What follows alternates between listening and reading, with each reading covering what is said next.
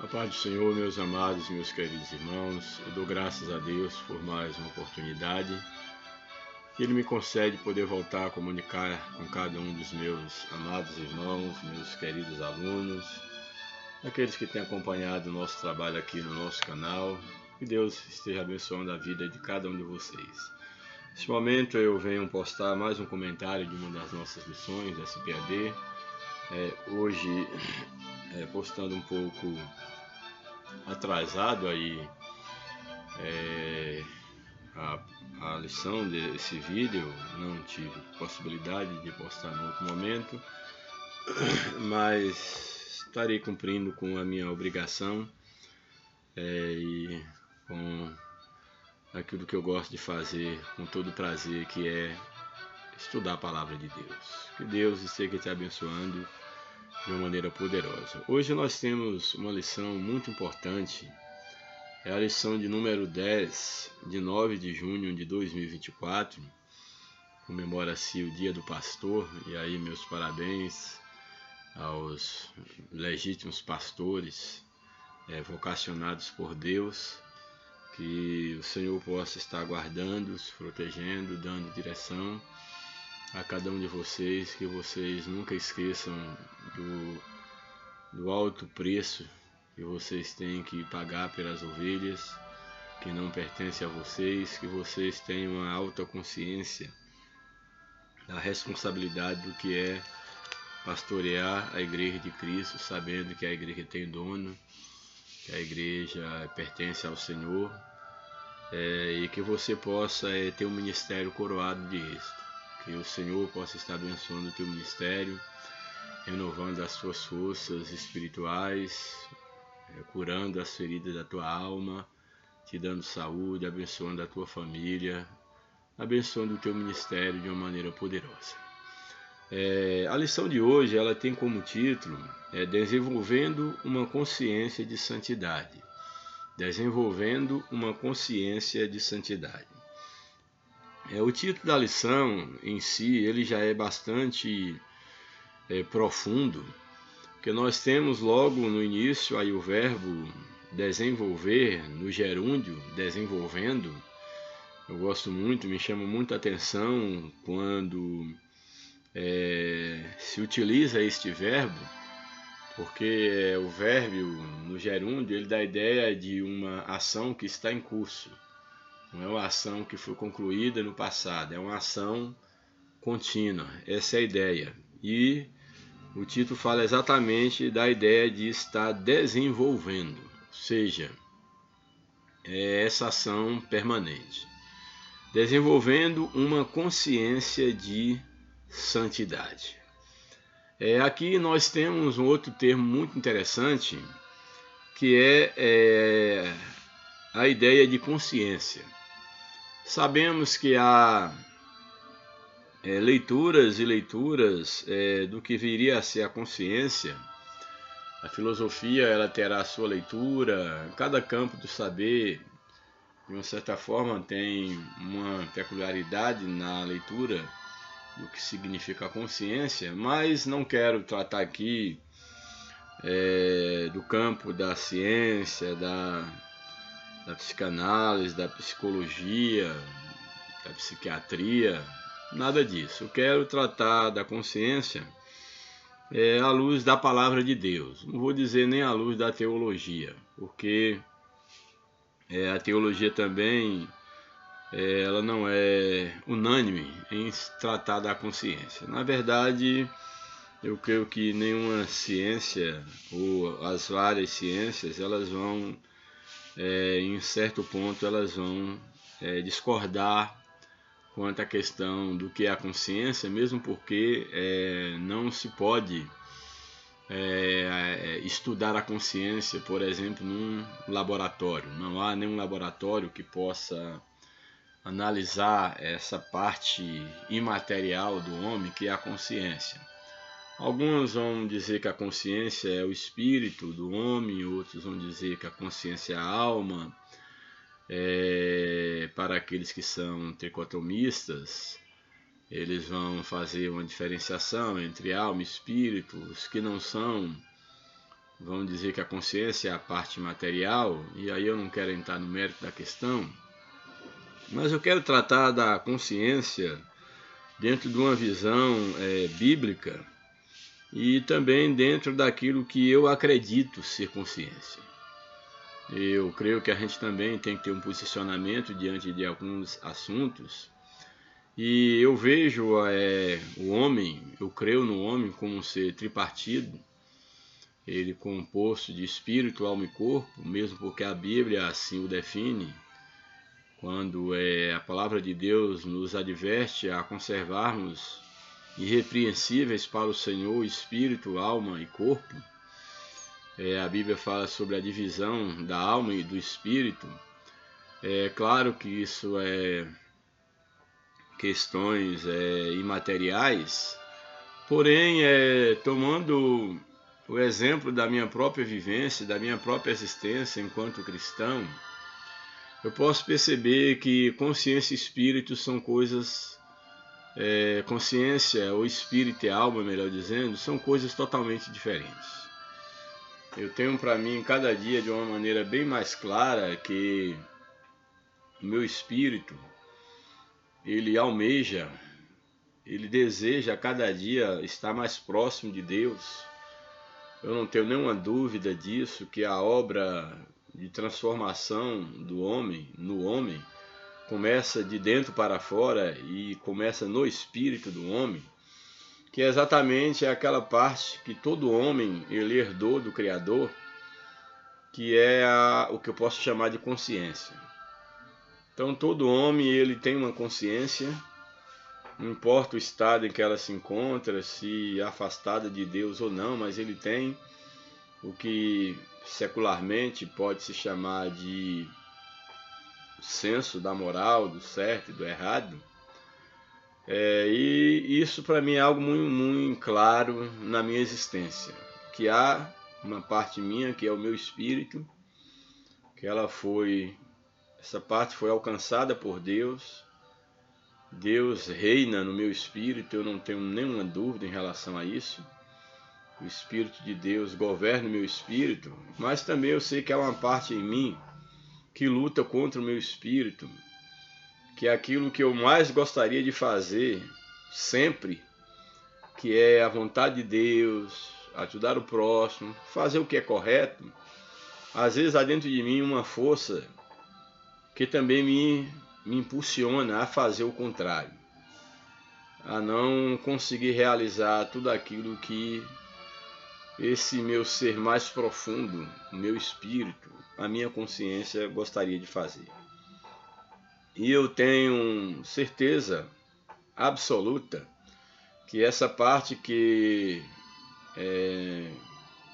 luta contra o meu espírito, que às vezes, ou na maioria das vezes, me leva a fazer aquilo que eu não gostaria de fazer, mesmo como crente, eu não vou estar escondendo atrás de religião, como se alguém ao se tornar cristão, ele vira uma pessoa de outro mundo, ele não passa por sua mente pensamentos malignos, desejos malignos, como se ele vivesse numa outra dimensão, fora da realidade. Eu não tenho essa pretensão de querer ser um super-homem de Deus, um super-crente. Não, sou uma pessoa comum, pecador como qualquer outra pessoa, mas tenho uma consciência muito bem nítida de que Deus ele é misericordioso, ele é o meu Deus.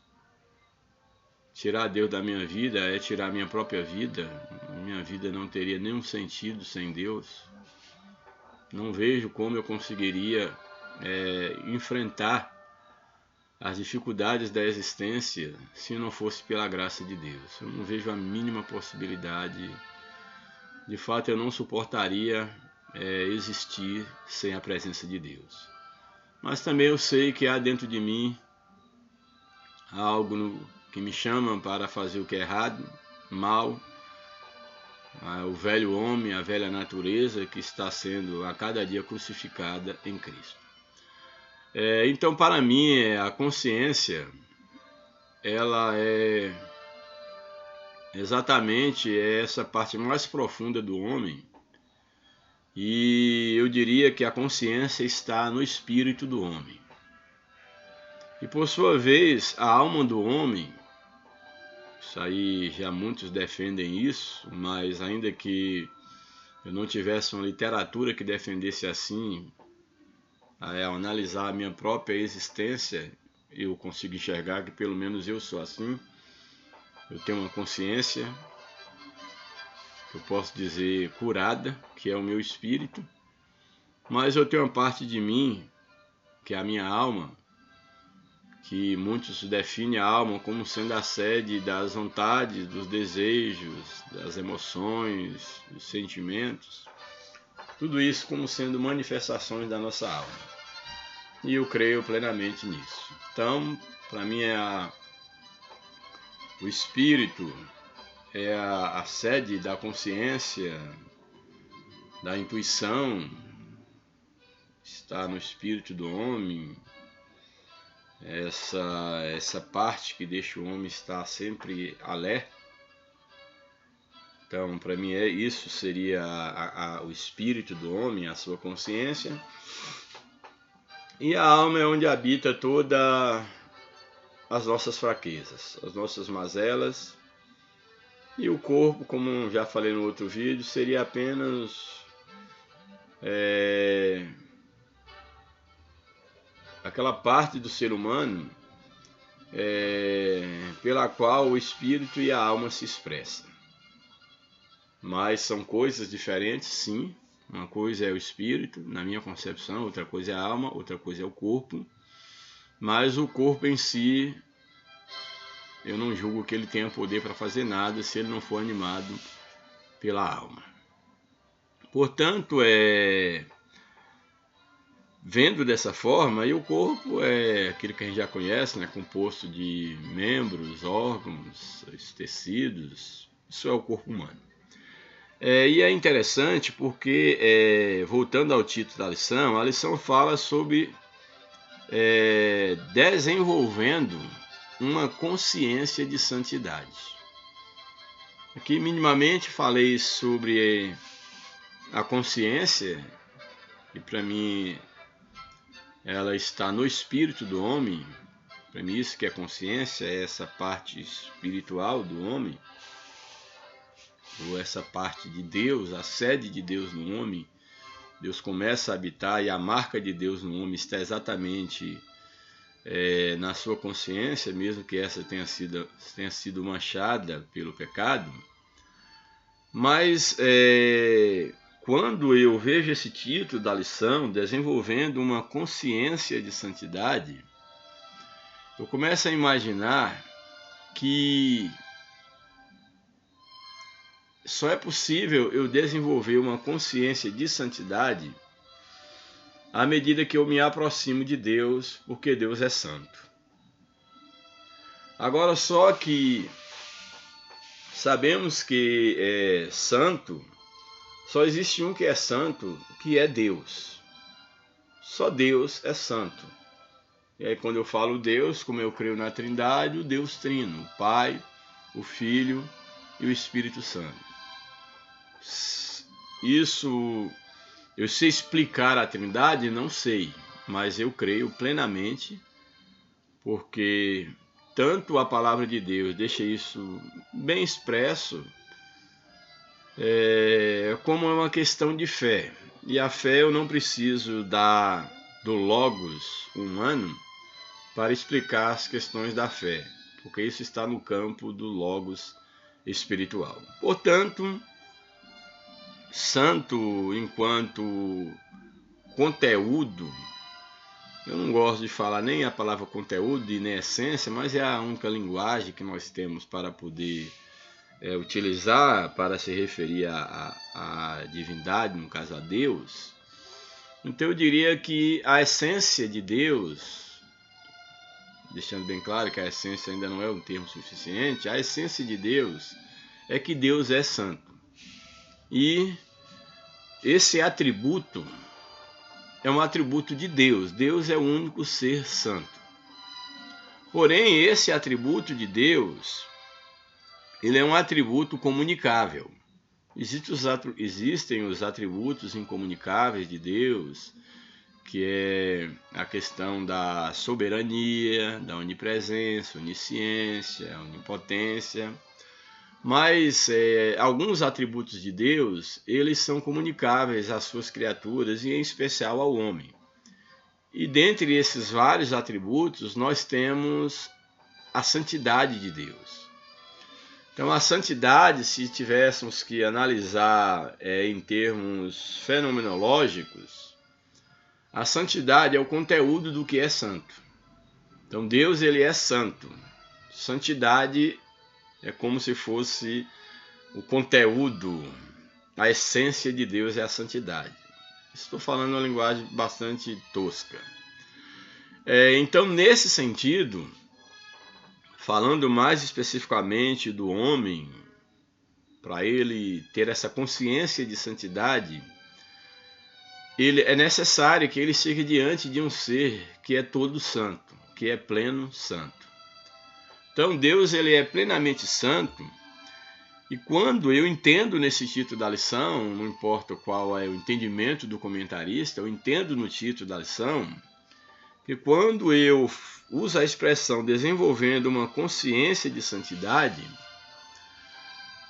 isso não quer dizer que com o passar do tempo, eu vou ter consciência de que eu estou mais santo, ou de que eu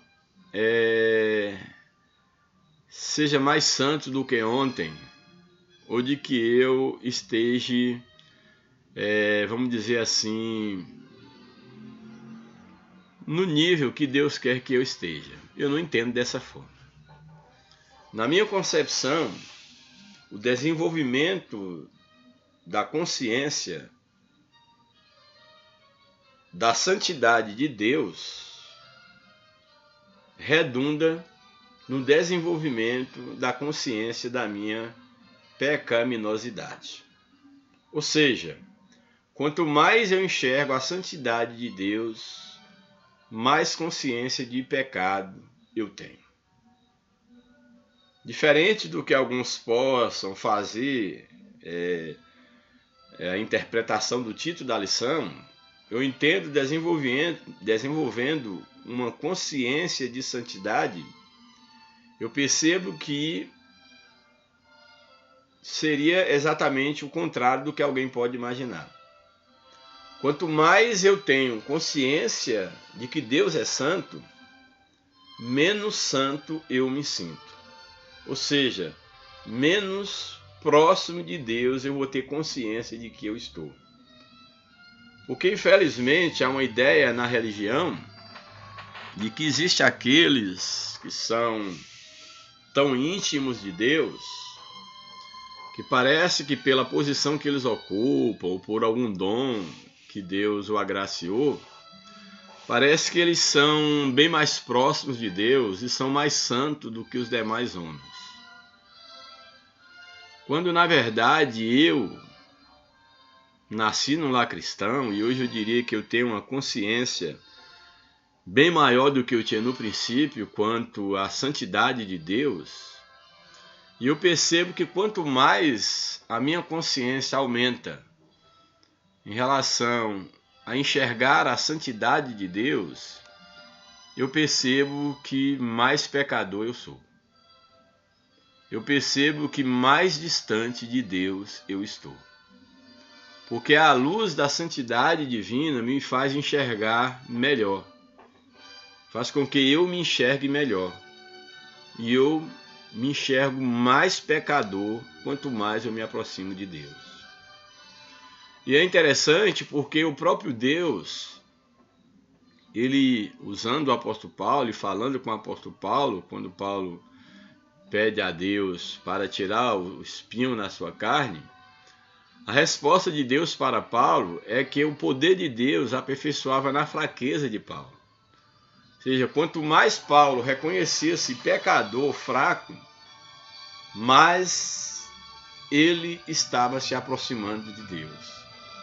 E ele ia desaparecendo enquanto a sua natureza humana de achar ser alguma coisa, exatamente porque toda a sua aparente santidade, o aparente merecimento, era ofuscado pela santidade divina. Eu espero que você esteja me compreendendo, que eu não esteja falando assim de uma forma tão subjetiva, porque de fato, falar da santidade de Deus, apesar de que o tema, a princípio, o título da lição, dá a ideia de que você tem que a cada dia ter uma consciência de que você está se tornando mais santo, mais parecido com Deus.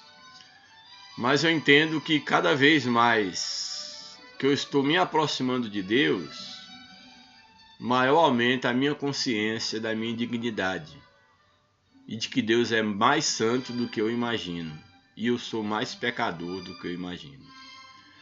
Então, falando numa linguagem para leigos, eu poderia dizer assim, que a nossa santidade, ela cresce à medida que eu aumento a minha consciência de pecado, de que eu sou um pecador, diante da percepção do quanto Deus é santo. É o máximo que eu posso tentar definir o indefinível. Bem, então, há uma necessidade de que a nossa consciência ela seja constantemente desenvolvida, aproximar-nos de Deus, desenvolver uma vida de santidade, sim, mas à medida que eu me aproximo de Deus, eu percebo que eu preciso me aproximar mais, porque eu estou bem mais distante do que eu imagino estar. O texto áureo da nossa lição, ele nos afirma o seguinte: segue a paz com todos e a santificação, sem a qual ninguém verá o Senhor. Aqui o texto está dizendo que nós devemos ter paz com todos, seguir a paz, que tenhamos paz com todos. A Bíblia diz que naquilo que depender de nós, devemos viver em paz até com os nossos inimigos. E aí o texto, então, ele afirma, seguir a paz com todos, e seguir não só busque a paz, mas busque também a santificação. Seguir a paz com todos é o nosso relacionamento horizontal com os homens, com o outro. E é bem interessante isso, porque tem pessoas que dizem estar em paz com Deus, mas não estão em paz com as pessoas à sua volta. Isso é de questionar. Porque não há como eu estar relacionando com Deus se eu não consigo mostrar Deus para os que estão à minha volta. Eu não consigo mostrar a diferença através da minha postura, do meu caráter, dos princípios que eu prego. Portanto, seguir a paz com todos faz parte do processo de santificação. Seguir a paz com todos e a santificação. Aí agora fala de um relacionamento vertical, um relacionamento com Deus. Só que a ideia aqui da expressão santificação, ou do termo santificado, todos aqueles que são santificados, eles precisam de alguém para que esteja exercendo esse processo na sua vida. Então a ideia aqui do santificado, colocando esse verbo no particípio, alguém que foi santificado, essa pessoa que está sendo santificada, ela não é um sujeito agente, é um sujeito paciente que sofre a ação de um agente dessa voz passiva, que é Deus. Então, se eu estou sendo santificado, eu, enquanto sujeito, estou sofrendo essa ação verbal, que é um verbo na voz aí passiva, e eu estou sendo santificado por um agente, e esse agente é Deus. Então, entenda-se a ideia da santificação como sendo uma obra operada por Deus na vida do homem. Ninguém se torna santo por conta própria. A santificação é um processo operado pelo próprio Deus. Então é Deus quem nos santifica. Ou seja, é Deus quem nos purifica. É Deus que tem nas suas mãos o poder de transformar o homem. Tanto querer quanto realizar vem de Deus. Portanto, aqui o texto de Hebreus 12, 14, que é o texto áureo, diz o seguinte: segui a paz com todos e a santificação, que é esse relacionamento vertical com Deus, sem a qual, sem essa santificação e consequentemente também a paz com o outro, sem a santificação ninguém verá o Senhor. Por que ninguém verá a Deus sem a santificação? Porque Deus é santo. Mas se eu acabei de dizer, você acabou de dizer que ninguém é santo, que quanto mais eu aproximo de Deus, mais consciência eu tenho de pecado, é exatamente isso que eu afirmei. Ou seja, Deus mandou Jesus Cristo para fazer em nós aquilo que nós não temos condição de fazer. Jesus ele não morreu em meu lugar. Eu já estava morto. Jesus morreu por mim, para que nele eu me tornasse para Deus. Então nós somos santificados através do sangue de Jesus, através do sacrifício de Cristo. Mas isso só acontece quando eu me reconheço totalmente pecador, eu me volto para Cristo, eu sou alcançado por Cristo e o meu eu começa a morrer e Cristo começa a ser gerado dentro de mim. E esse é um processo que vai durar toda a minha existência, até quando Cristo, por sua misericórdia, completar a obra, seja quando do arrebatamento da igreja para os que estão vivos, ou seja quando da ressurreição dos que morrerem em Cristo. Aquilo que faltou, Cristo há de completar. Porém, Cristo ele já está sendo gerado dentro daqueles que nasceram de novo. Portanto, essa é a ideia da santificação. É ter essa consciência de que Cristo está sendo gerado. Por isso o título, desenvolvendo a santificação, desenvolvendo essa consciência da santidade. Ou seja, está cada dia sendo trabalhado por Deus através de Cristo Jesus. Portanto, seguir a paz com todos e a santificação, sem a qual ninguém verá o Senhor.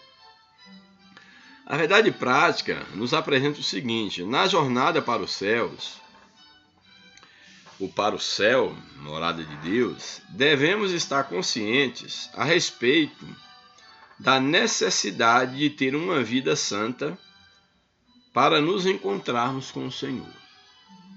O que é ter uma vida santa dentro do contexto bíblico geral?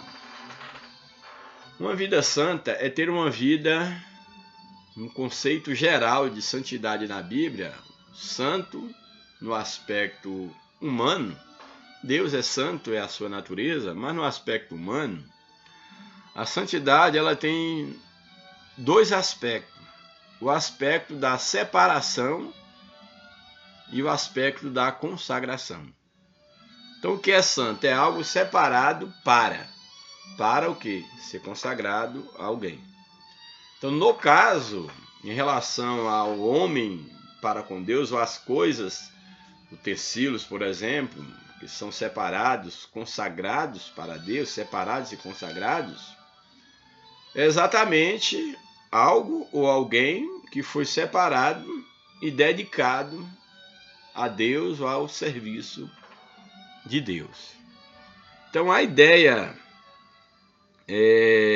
de termos essa consciência de vivermos uma vida santa, é nós termos consciência plena que nós temos que a cada dia ter uma vida separada do pecado, separada dos desejos da nossa alma e dedicada a fazer a vontade de Deus, através daquilo que o Espírito Santo nos orienta, que a palavra de Deus nos orienta, através da própria direção de Deus na nossa vida, através do Espírito Santo. Essa é a ideia de estar vivendo, desenvolvendo uma consciência da necessidade de ter uma vida santa para nos encontrarmos com o Senhor.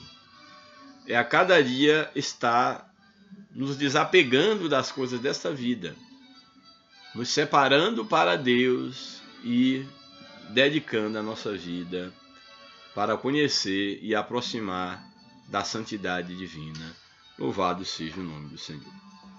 A leitura bíblica em classe, eu vou procurar não, apesar de que o texto ele é muito profundo, eu vou procurar não ser cansativo no comentário da lição, vou procurar não ser cansativo, mas eu quero pelo menos deixar assim firmado 2 conceitos bem claros. O primeiro é que santo, só Deus é santo. Santo é a natureza de Deus, é o estado de Deus. Santidade é a essência de Deus, é o conteúdo de Deus, se é que podemos usar essas expressões. Então Deus é santo. E ao homem compete consagrar, ser santificado por Deus. Então santo não é o nosso estado de espírito, não é o nosso. Nós não temos a natureza, nós não somos santos por natureza. Pelo contrário, nós somos pecadores por natureza. Quem é santo por natureza é o próprio Deus. Nós somos pecadores que por Cristo somos separados, esse é o conceito de santidade, fomos dedicados a Cristo, para que por meio da santidade de Cristo, nós venhamos a desenvolver Deus em nossas vidas. Para que Cristo ele seja gerado em nós, para que através de Cristo nos tornemos ou recuperemos a imagem e semelhança de Deus que foi perdida, manchada pelo pecado. Portanto, Deus é santo por natureza e o ser humano ele é santificado.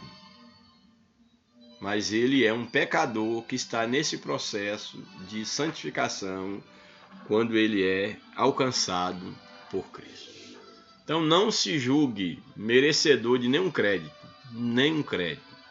porque eu e você, nós não somos santos. Ah, mas eu sou pastor, sou homem de Deus, sou cheio de dons. Você é pecador. Se tirar Jesus da sua vida, não sobra absolutamente nada. Deus sequer pode olhar para você se você tirar Jesus da sua vida. Daí a tua consciência, o desenvolver da consciência da santidade, deve estar muito viva. Porque muitos, com o passar do tempo, eles têm agido como se nem precisasse mais de Deus, nem precisasse mais de Cristo, nem precisasse mais observar a voz do Espírito Santo, a palavra de Deus, porque eles já julgam estar tão próximos de Deus, quando na verdade estão bem distantes de Deus. Já decaíram da fé há muito tempo. O Espírito de Deus já se afastou de muitos que ainda pensam que são homens e mulheres de Deus e estão enganados. Portanto, tenhamos consciência que sem Deus, sem Cristo, não somos absolutamente nada. Deus sequer pode olhar para nós se não for Cristo na nossa vida. Aí o texto da leitura bíblica em classe está em 1 Pedro, capítulo 1, verso 13 ao verso 21. Eu vou ler e ir comentando já o texto para nós ganharmos tempo. 1 Pedro 1, verso 13 a seguir. Verso 13.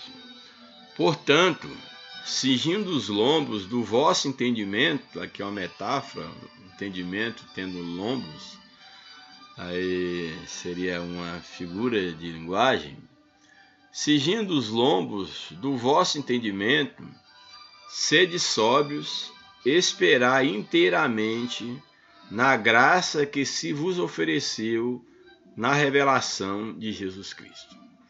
Olha o que Pedro, aqui na sua carta universal, ele está ensinando para a igreja. Portanto, cingindo os lombos do vosso entendimento. Aqui a ideia de cingir fala de segurar, de firmar. É um cinto que servia para prender a armadura do soldado. E aqui a expressão é que devemos cingir os lombos de nosso entendimento. Ou seja, que tenhamos um entendimento firme, cingido. Essa é a ideia. Cinjam os lombos do vosso entendimento, que vocês tenham um bom entendimento, uma boa consciência, para entender a vida com Deus, para entender a vontade de Deus, para viver uma vida com Deus. Essa é a ideia do texto. Portanto, cingindo os lombos do vosso entendimento, tendo plena lucidez, sede sóbrios. Uma vez que vocês estão com o entendimento fortalecido, vocês sejam sóbrios, ou seja, vivam a vida com Deus, viva a tua existência com sobriedade. O que é viver com sobriedade? É não viver como alguém bêbado, como alguém que não tem consciência dos seus atos, das suas atitudes. Aqui o que Pedro está colocando aqui, ele está ensinando exatamente que o nosso entendimento deve estar fortalecido a ponto de que nós sejamos sóbrios, conscientes de quem nós somos, do que nós estamos fazendo, do que eu quero, de onde eu vim, para onde eu vou. Eu tenho que ter uma convicção do que eu quero na vida e do que é uma vida com Deus. Então o cristão tem que ser uma pessoa sóbria, e aí ele coloca, olha, sede sóbrios e esperai inteiramente, ou seja, não espere do homem, não aposte a esperança no teu conhecimento, nos teus dons, na tua capacidade intelectual, na sua formação. Não deposite a tua esperança no homem, inclusive em você. Mas o texto diz, esperai inteiramente. Ou seja, que a vossa esperança, que a tua total esperança esteja na graça que vos foi oferecida na revelação de Jesus Cristo. Quem ofereceu essa graça? Deus. E essa graça revelada é quem? Jesus. A Bíblia diz que nós somos salvos pela graça, mediante a fé. Ou seja, nós não temos nenhum mérito na nossa salvação. Nós não poderíamos nos salvar, porque já estávamos mortos, já estávamos perdidos. Então a salvação é pela graça. E aqui, uma vez que tivemos o entendimento cingido, os lombos fortalecidos, o nosso entendimento, que nós sejamos sóbrios, que tenhamos sobriedade e que possamos depender inteiramente da graça de Deus, que é Jesus Cristo. E não confiar e não apostar na nossa própria capacidade, em hipótese nenhuma. Portanto, sede sóbrio e esperai inteiramente na graça que vos foi oferecida na revelação de Jesus Cristo. Aí o verso 14, como filhos obedientes, ou seja, como filhos obedientes. Aqui nós percebemos que os filhos, aqueles que de fato são filhos de Deus, eles devem prezar por uma vida de obediência a Deus. E aqui não estou falando de obediência à religião, obediência a pastor, a padre, a homem, não, estou falando a Deus. Se sua preocupação é dar satisfação ao padre, ao pastor, ao guia, ou alguém que você tem que prestar conta, você está perdido. Você deve obedecer a Deus apesar de uma igreja, apesar de um pastor, apesar de um padre. Sua obediência é a Deus. Sua fidelidade não é a homens. Se você procura ser fiel a homens, a estar em dias com a tua tribo religiosa, tu está perdendo seu tempo. Você e eu devemos ter consciência que o Deus ao qual nós servimos é um Deus que está presente em todo lugar. É um Deus que sonda os nossos corações, nosso pensamento, as intenções do nosso coração, e temos que estar sóbrio diante dessa verdade para que nós possamos nos comportar como filhos obedientes, que ouvem a voz do Pai, que ouvem a voz do Espírito de Deus. Como filhos obedientes, não vos conformando com as concupiscências que antes havia em vossa ignorância. Ou seja, quando eu não tinha conhecimento de Deus, eu vivia afundado no pecado, chamado pela a concupiscência, o encanto dos olhos, dos prazeres, do pecado.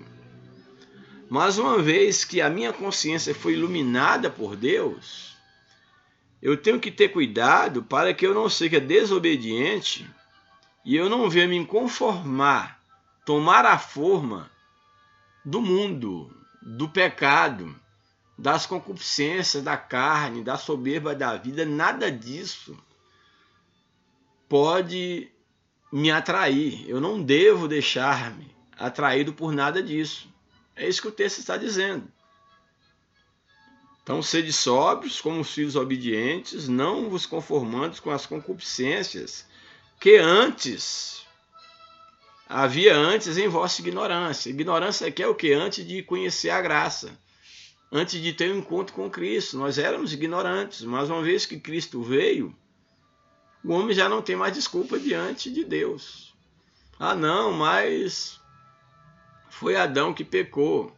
Sim, mas Cristo veio, morreu, pagou toda a conta e ele está aí, de braços abertos. A salvação é para todos. Se você peca hoje, se você está distante de Deus, a culpa é sua. Por quê? Porque Jesus está aí. Ele está de braços abertos para te aceitar, para te redimir, mas você, pela fé, precisa reconhecer Cristo como teu Salvador e procurar ter essa consciência totalmente renovada de um filho obediente e que não vive mais debaixo da ignorância do pecado, porque nenhum homem pode agora se desculpar diante de Deus, porque Cristo, o preço pelo pecado já foi pago. Então, não vos conformais com as concupiscências que antes havia em vossa ignorância, mas como é santo aquele que vos chamou, quem nos chamou? Deus, Cristo. E olha o que Deus aqui, o que o apóstolo aqui nos ensina. Como é santo aquele que vos chamou, sede vós também santos em toda a vossa maneira de viver. Sim, mas como é que eu vou ser santo em toda a minha maneira de viver? Exatamente me separando, me dedicando cada dia mais a Deus, me aproximando de Cristo com a ajuda do próprio Cristo e do seu Espírito, e percebendo que cada dia eu preciso melhorar, eu preciso deixar que Cristo seja gerado em mim. Então, quando o texto ele nos coloca o desafio, sede vós santos, em toda a maneira de viver, e aí ele coloca, como é santo aquele que vos chamou, sede vós também santo em toda a vossa maneira de viver, é exatamente que nós somos chamados por Cristo para que a vida de Cristo seja totalmente desenvolvida em nós, a ponto de que nós venhamos um dia a experimentar o não vivo mais eu, mas Cristo vive em mim. Isso só é possível à medida que eu estou mortificando a minha carne e Cristo está sendo gerado dentro de mim. Louvado seja o nome do Senhor. O verso 16, porque está escrito, sede santos, porque eu sou santo. Aqui Pedro, o apóstolo Pedro, ele faz uma menção, olha, porque está escrito. Está escrito onde? Toda vez que há uma menção no Novo Testamento sobre está escrito, as Escrituras diz, está referindo à Escritura do Antigo Testamento, a Escritura judaica. Então lá em Levítico 19:2, lá está escrito, sede santo, porque o vosso Deus é santo. Então aqui Pedro está exatamente, olha, está escrito, sede santos, porque eu sou santo. Palavra de Deus para o povo de Israel. Então aqui Pedro ele está usando um texto da Torá, do Antigo Testamento, mostrando que Deus já no Antigo Testamento cobrava do povo santidade. E agora Deus está cobrando da igreja, nós da atualidade, que também sejamos santos. Verso 17. E se invocais como um pai, aquele que, sem acepção de pessoas, julga segundo a obra de cada um, andai em temor durante o tempo da vossa peregrinação. Olha que interessante. Se vocês invocam como um pai, aqui pai está a letra maiúscula, ou seja, Deus como um pai, se vocês invocam Deus como um pai, esse pai que não faz acepção de pessoas, que veio para todos, judeus, gregos, para todos, gentios. Se vocês invocam esse Deus como um pai, que ele não faz acepção para todos, julga segundo a obra de cada um, ele não faz acepção de nenhuma pessoa, mas cada um será julgado segundo as suas obras, ou seja, segundo aquilo que ele fez diante da oportunidade de salvação. Cada um será julgado segundo a oportunidade, o que ele fez com a oportunidade de salvação. Aí o texto diz, então andai em temor durante o tempo da vossa peregrinação. Ou seja, essa vida aqui é passageira. Você pode viver 70, 80, 100, 120 anos, mas é uma peregrinação. Você tem uma vida eterna pela frente. E se vocês julgam que Deus é o Pai de vocês, procure viver uma vida de santidade, porque vocês serão julgados de acordo com a resposta que vocês deram ao sacrifício de Cristo na cruz do Calvário. Cada um será julgado. Todos têm oportunidade, mas cada um será julgado individualmente. O pai não vai dar conta do filho, nem o filho do pai, nem o pastor vai dar conta dos membros, nem os membros dar conta do pastor. Cada um dará conta, prestará contas diante de Deus. Então Deus não faz acepção de pessoas, mas nós seremos julgados. Portanto, tenhamos cuidado, vigiemos, para que durante esse período da nossa peregrinação, nós possamos andar com temor diante de Deus. O que é temor aqui? É medo de Deus? Não. É andar com a consciência de que Deus nos vê. E que nós temos que prestar conta não é aos homens. A Bíblia diz que pelo temor do Senhor os homens se desviam do mal. Quando o cristão quando o homem, a mulher, perde o temor de Deus, não há mais remédio. Mas eu continuo indo na igreja, continuo congregando, ceando, dizimando, pastoreando. Muitos vão continuar fazendo tudo isso. Mas se perder o temor de Deus, vai chegar o grande dia quando eles vão ouvir do próprio Jesus: eu nunca vos conheci, eu não vos conheço. Porque Cristo só reconhece aqueles que estão no seu corpo. E quando eu digo no seu corpo, não é necessariamente numa denominação. É necessário congregar num lugar físico, sem sombra de dúvida. Mas temos que nos certificar se nós estamos inseridos no corpo espiritual de Cristo. Louvado seja o nome do Senhor. Verso 18. Sabendo que não foi com coisa corruptível. Isso aqui é bem interessante. Não foi com coisa corruptível, com coisas perecíveis, como, por exemplo, o que a gente julga ser importante, a prata e o ouro, esses dois metais nobres. Não foi com isso que vocês foram resgatados. Isso pode ser valioso para vocês, mas isso perece, isso acaba, isso passa. Então vocês não foram resgatados, não foi com materiais perecíveis. É isso que Pedro está dizendo, olha, sabendo que não foi com coisas corruptíveis que corrompem, como a prata e o ouro, que fostes resgatados da vossa vã maneira de viver, ou seja, do pecado, que por tradição recebeste os vossos pais, ou seja, vocês já nasceram na prática do pecado. Isso já faz parte da natureza de vocês. E vocês ainda aprenderam pela tradição de vossos pais. Vossos pais pecaram e vocês aprenderam com os vossos pais também a pecarem. Então não foi com ouro, não foi com prata, mas foi o precioso sangue de Cristo, como de um cordeiro imaculado. Foi o sangue de Cristo, um cordeiro imaculado, sem nenhuma mácula, sem nenhuma mancha. Cordeiro santo, imaculado e incontaminado, sem nenhuma contaminação, totalmente puro. Então vocês foram resgatados, não foi por um sangue de bode, de carneiro, como era a simbologia da antiga aliança apontando para Cristo, mas vocês foram resgatados pelo sangue de Cristo. Cristo esse que era um cordeiro, sem mácula e sem contaminação, totalmente puro, para que de uma vez por toda purificasse vocês de todo o pecado.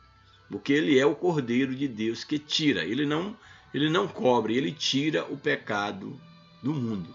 Mas é necessário que o homem reconheça e busque em Cristo a restauração. Louvado seja o nome do Senhor. Então, mais com o precioso sangue de Cristo, como de um cordeiro imaculado, incontaminado, o qual, na verdade, em outro tempo foi conhecido ainda antes da fundação do mundo. Ou seja, Cristo, a Bíblia diz que já foi o Cordeiro de Deus imolado antes que o mundo existisse.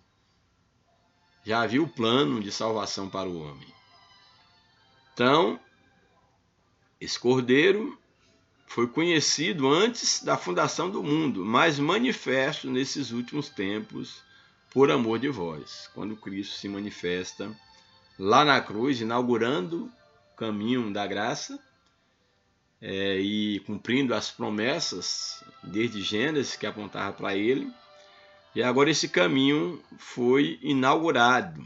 As promessas foram cumpridas e daí para frente Cristo aconteceu, a promessa aconteceu, aqueles que morreram na esperança foram alcançados e aqueles que vieram depois também podem ser contemplados com essa bendita salvação. Verso de número 21. E por ele credes em Deus, por meio de Cristo, que vocês creem em Deus, que o ressuscitou dos mortos e lhe deu glória, para que vossa fé e esperança estivesse em Deus. seja, o próprio Deus, através de Cristo, Deus ressuscita a Cristo dentre os mortos e dá a Cristo glória, dá a Cristo poder, condição, para que nós viéssemos a crer e a estar em Deus novamente. Louvado seja o nome do Senhor para sempre. Bem, eu vou para o comentário da lição, já temos aí quase 1 hora de relógio. Vou procurar ser bastante sucinto, para a gente poder aqui fechar a lição, uma vez que já fiz o comentário daquilo que eu julgava importante. E hoje foi um dia bastante cansativo para mim, bastante cansativo. Trabalhei hoje o dia, cheguei há pouco instante aqui na minha casa, tomei um café ali bem rápido para vir gravar aqui o vídeo. Confesso que estou bastante cansado, muito cansado, mas eu louvo a Deus por essa grande oportunidade de poder falar da sua palavra. Bem, o comentário da lição Introdução. A palavra consciência nos remete à ideia de percepção a respeito de algo que está em nossa volta. É o estado em que estamos despertos, acordados, lúcidos, no tempo presente e por isso sabemos que existimos. Gostei. Aqui a consciência é colocada como percepção, como lucidez. Gostei aqui dessa abordagem. Desse jeito, o crente em Jesus, que iniciou a sua jornada de fé em Cristo, deve estar consciente a respeito de viver uma vida sacra, uma vida santa, sem a qual a Bíblia afirma ninguém verá o Senhor.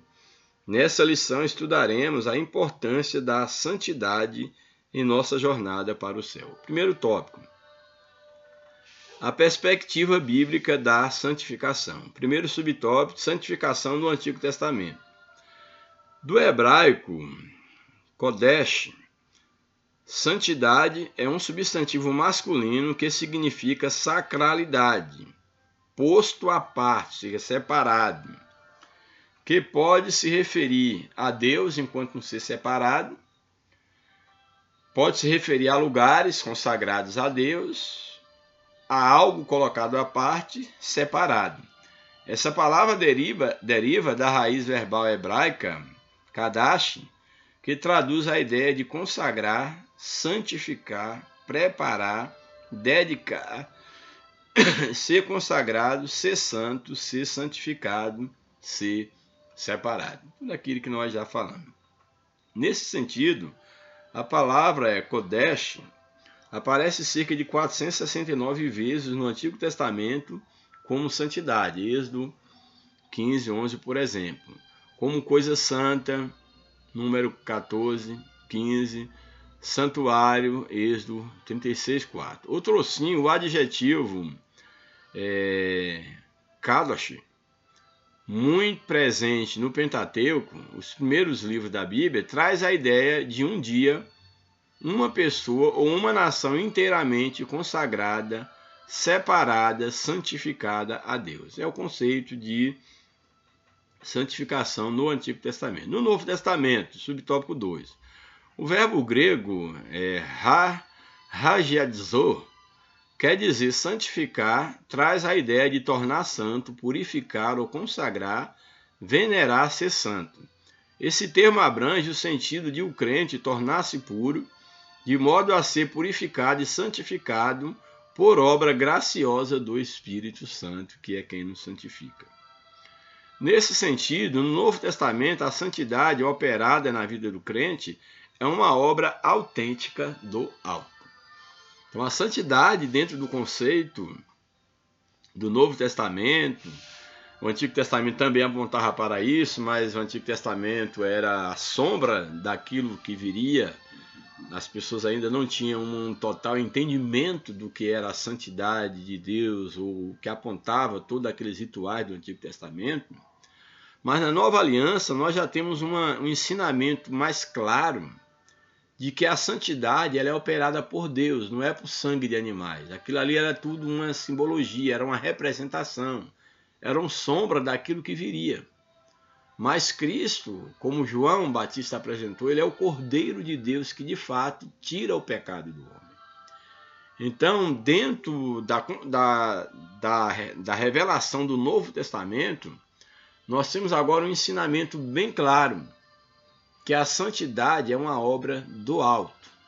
Somente através de uma intervenção divina o homem pode se tornar santo.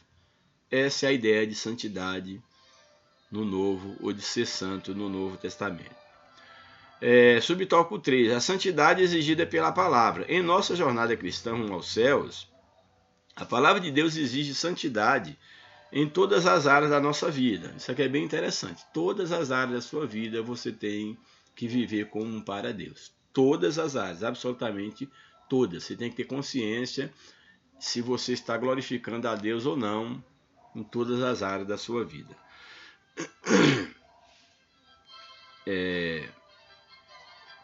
Em nossa jornada cristã rumo aos céus, a palavra de Deus exige santidade em todas as áreas de nossa vida. Isso porque a palavra da verdade nos santifica.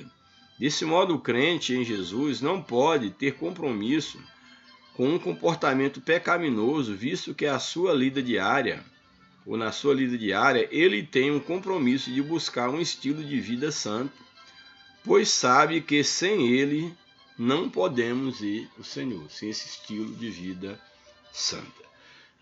Vou para o tópico 2, que eu estou percebendo que minha garganta já está falhando e eu vou ter que adiantar bem mais do que eu imaginava, porque de fato eu já não estou aguentando, já estou tossindo e sentindo dor na garganta. Tópico 2, a santificação e seus estágios.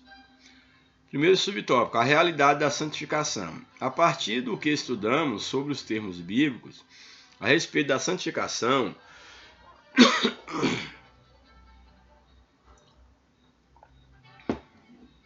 podemos afirmar que se trata de um ato, um estado e um processo pelo qual o pecador se torna santo. Esse processo é realizado pelo próprio Deus. Em primeiro lugar, a santificação é um ato de separação do mundo. Do mundo aqui não é do mundo geográfico, físico, é das práticas pecaminosas. Em segundo, ela é um processo cujo propósito é levar o cristão a se tornar semelhante ao nosso Senhor Jesus Cristo, que é o caráter de Cristo sendo desenvolvido em nós. Assim, a santificação busca aperfeiçoar o crente de modo que a imagem de Cristo se reflita plenamente em sua vida. Nesse caso, a santificação bíblica é um processo que abrange pelo menos 3 estágios: a santificação inicial, a posicional e a santificação inicial, que é a posicional, fomos colocados na posição de santos. O outro estágio é a progressiva, que é durante toda a nossa existência. E o último estágio é a glorificação do nosso corpo. Aí o tópico 2, o subtópico 2, ele vai falar desses 3 estágios da santificação. Eu vou só ler mesmo para nosso entendimento. Em primeiro lugar, a santificação do crente inicia com um novo nascimento, pois por intermédio do Espírito Santo o crente é declarado justo diante de Deus, completamente regenerado, declarado sem pecado. Trata-se de uma santificação inicial ou posicional, ou seja, ser declarado como santo, colocado na posição de santo, que é o que a gente chama de justificação, para que através da vida de santidade você de fato se torne santo. E isso vai durar toda a sua vida. Então aqui a santificação enquanto estágio inicial é uma posição. Em segundo lugar, há um estágio progressivo de santificação nesse mundo em que o crente se despoja do velho homem e vai se revestindo do novo homem até alcançar a perfeita imagem de Cristo, que é o que eu falei, é o processo que dura toda a nossa existência até que Cristo seja gerado em nós, que é esse processo da santificação progressiva. E o último estágio, que é o da glorificação, é quando ninguém estará totalmente à altura de Cristo e Cristo há de completar, quanto da glorificação do nosso corpo, Cristo há de completar aquilo que faltou. Transformará o que é corrupto em incorrupto, o que é mortal e imortal. Isso quando dá glorificação, que é o último estágio.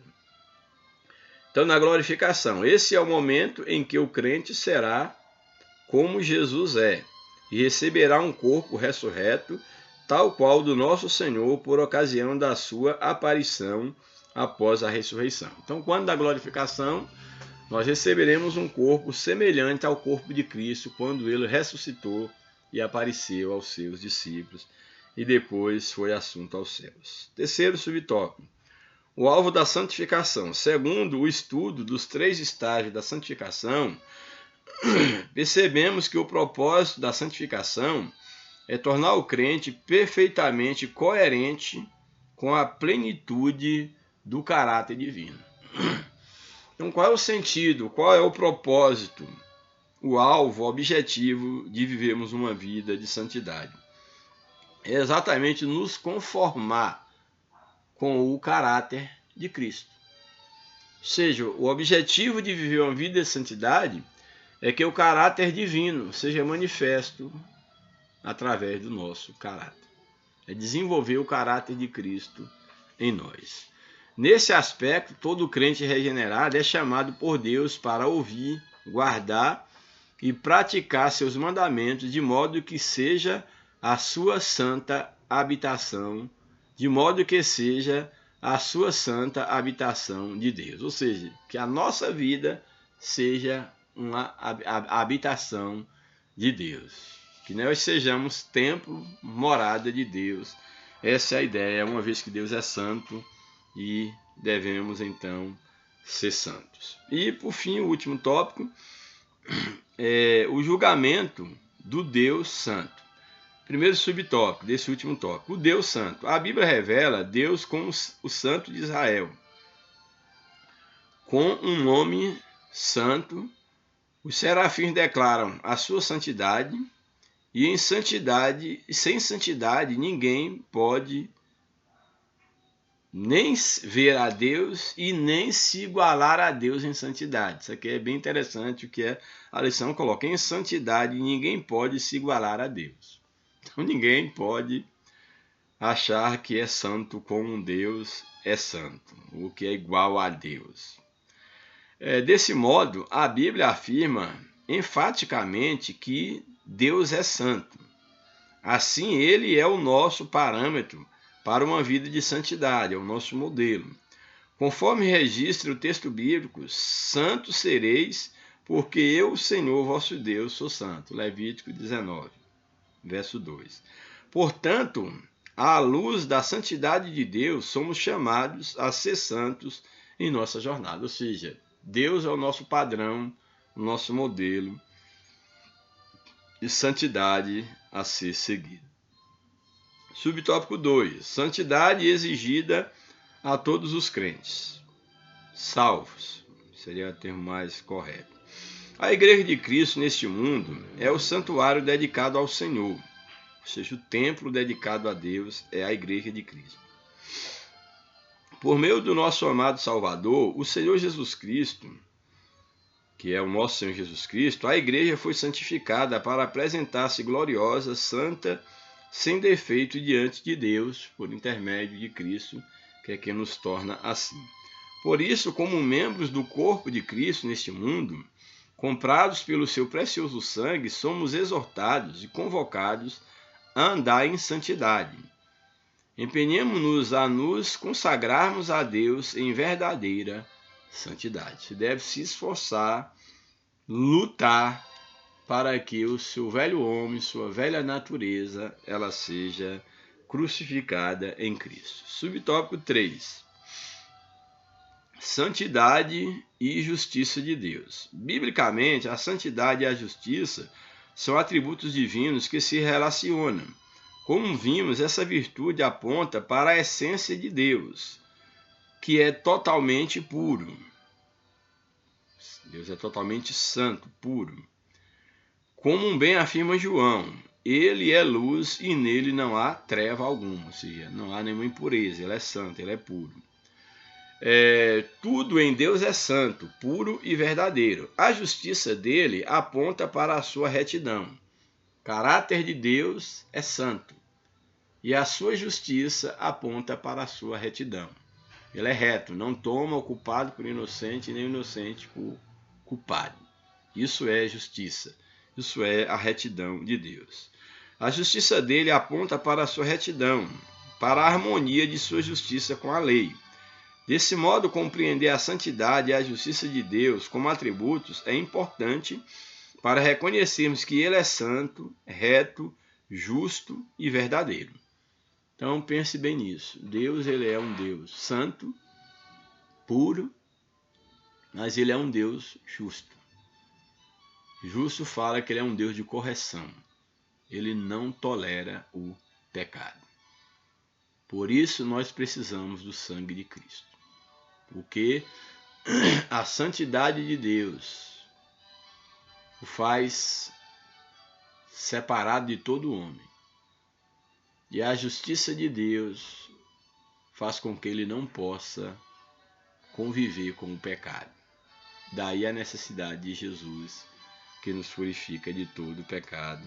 Louvado seja o nome do Senhor. E por isso jamais deixará o ser humano impune diante da sua justiça, diante da sua rebelião contra a sua santidade e contra a sua justiça. Então Deus, por ser santo e justo, jamais deixará ninguém impune. Conclusão: na jornada para os céus, o cristão precisa desenvolver uma consciência de santidade de Deus para que possa tomá-la como padrão perfeito de vida, ver Deus como padrão máximo de santidade. Devemos sempre progredir em santidade desde o momento em que iniciamos a vida com Cristo até o final da nossa jornada. Estamos no tempo de ser conscientes de que Deus ama a todos e não deseja que ninguém se perca. Todavia, os que rejeitam uma vida santa e entregam ao pecado sofrerão a condenação eterna, pois santidade e justiça são atributos de Deus que não se contradizem.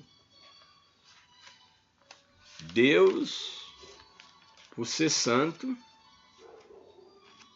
e por ser justo, necessariamente esses dois atributos não se contradizem. Ele é santo, mas ele também é justo. E uma vez que ele é santo, separado do pecado, ele não pode deixar o pecado impune. Por isso, nossos primeiros pais foram expulsos do Éden, se tornaram inimigos de Deus, e ele, por ser santo e por amar o homem, que é um outro atributo de Deus, é o amor, que é um atributo comunicável, ele enviou o seu único filho, por amor, para que a sua justiça, que a sua santidade requeria, ela fosse estabelecida. Então Cristo foi a justiça de Deus por nós, foi a justiça de Deus. Toda a punição que recaía sobre nós, ela foi imputada a Cristo, para que através de Cristo nós fôssemos resgatados de volta para Deus. Que Deus nos ajude, que Deus nos abençoe, que nós possamos vivenciar essa verdade que a lição nos expôs neste momento, desenvolvendo uma consciência de santidade. Que eu e você tenhamos muito cuidado em como nós estamos vivendo a nossa vida diante de Deus e diante dos homens. Deus nos abençoe. Um grande abraço, oreis por nós e obrigado. A paz do Senhor. Deus nos abençoe. Em nome de Jesus. Amém.